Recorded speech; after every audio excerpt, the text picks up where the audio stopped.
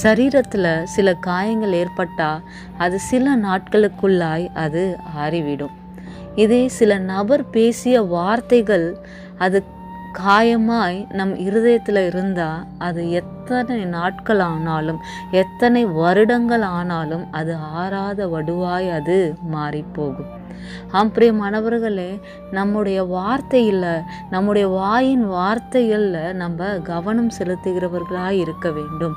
நம்ம எந்த வார்த்தை பேசினாலும் அது மற்றவர்களை காயப்படுத்தாதபடிக்கு அந்த வார்த்தை இருக்கிறதா என்று யோசித்து நாம் மற்றவர்களிடம் பேச வேண்டும்.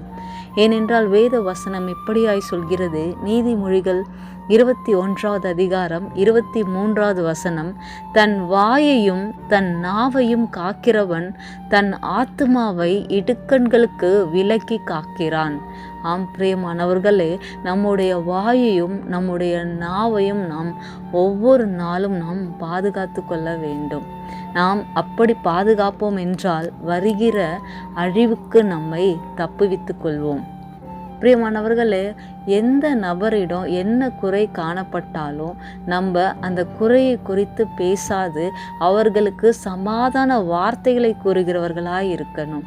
சில நபருக்கு குழந்தை இல்லாது இருக்கலாம், சில நபருக்கு திருமணமாகாது இருக்கலாம், சில நபர் ஏதோ ஒரு வியாதியின் படுக்கையில் இருக்கலாம். அப்பேற்பட்டவர்களோடு நீங்கள் அணுகும்போது பேசும்போது அவர்கள் காயப்படாத வார்த்தைகளை நாம் பேசுகிறவர்களாக இருக்கணும்.